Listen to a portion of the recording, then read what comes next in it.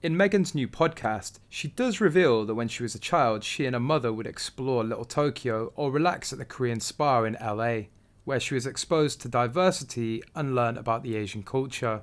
However, the Korean spa story didn't happen. According to Meghan's mole, it turns out Markle might have stolen the story about the Korean spa from an episode of the Netflix series Big Mouth.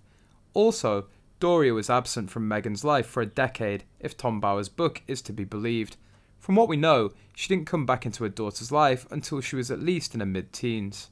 According to Tom Bower's book, Doria Ragland, contrary to what Meghan dissenters insist, is no unproblematic, classy, laid-back granny. She's quite a shady, cunning piece of work. Doria was a 24-year-old bride who wasn't ready for marriage beyond the financial benefits and wasn't ready for children, her own or her stepchildren.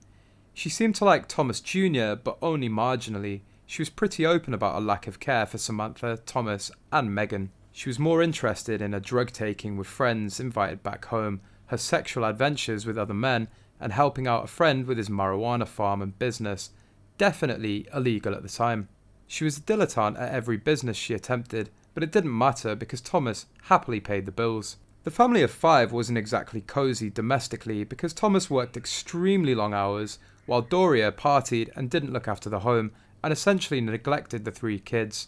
If not for Thomas adoring Meghan, she would have been as neglected as Samantha and Thomas Jr. After the divorce, Doria and Meghan lived with her mother Jeanette, who took on the bulk of child rearing as Doria continued her usual pattern. After 2 years, she gave custody of Meghan back to Thomas, on the condition he looked after Meghan. Throughout Meghan's teen years and into her 20s, Doria is in the background, but she's completely uninterested in being a present parent. Anyone who's read Revenge will know this, as the information came directly from Thomas Markle Sr. before his stroke. In her podcast, Meghan complained that her authentic experience was insulted by tropes in pop culture, presenting characters of women of Asian descent. Somehow, she made a big leap into saying that the portrayal of a Vietnamese sex worker in the 80s film has seeped into pop culture and remained there ever since. Meghan then found it necessary to repeat the lines, "Me so horny" and "Me love you long time." Not content to mouth the aforementioned phrases that offend her, Meghan brought up the Atlanta massage parlor shootings in 2021,